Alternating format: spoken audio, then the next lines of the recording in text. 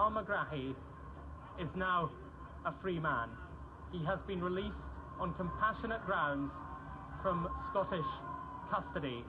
He is now heading back to the Libyan capital Tripoli, and a welcome from Colonel Muammar Gaddafi. I saw there, James, a small crowd of people shouting as that left. Yes, people shouting abuse. Quite a lot of locals have gathered. Everyone is now moving down the street, following the convoy. Served, but at the same time, mercy must be shown. You can't. No. That's a false dichotomy. That's a false dichotomy.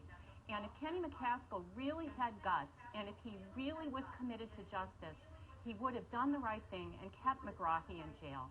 Do you feel that justice has been done in any way? Justice was done when McGrahi was convicted, but justice has been abrogated by the release of this man. No matter how long he lives, he should have served the rest of his sentence in prison.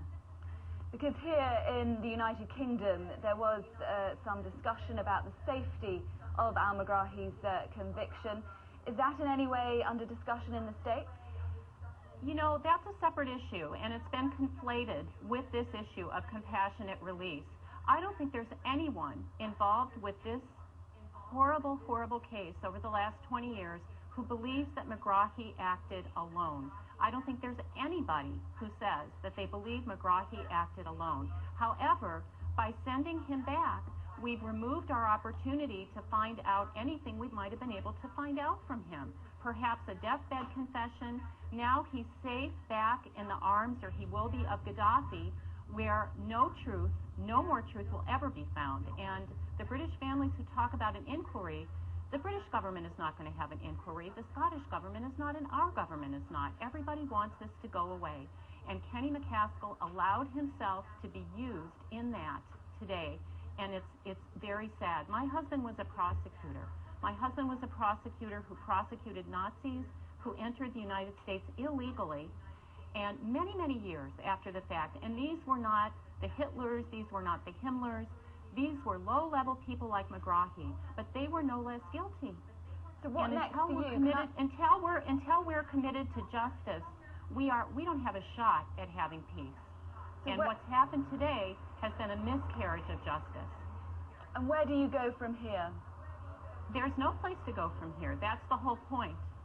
Our government has promised under every administration before the Obama administration that this was an open investigation.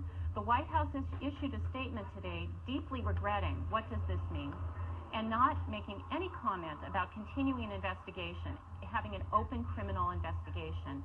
So this says to me that after today, this is over. And I think there should be a discussion. I think there should be additional criminal investigation, but that will not happen. And Gaddafi, when he comes to the General Assembly next month, this is the 40th anniversary of his coming to power. He has McGrahi back. He's consolidated his power.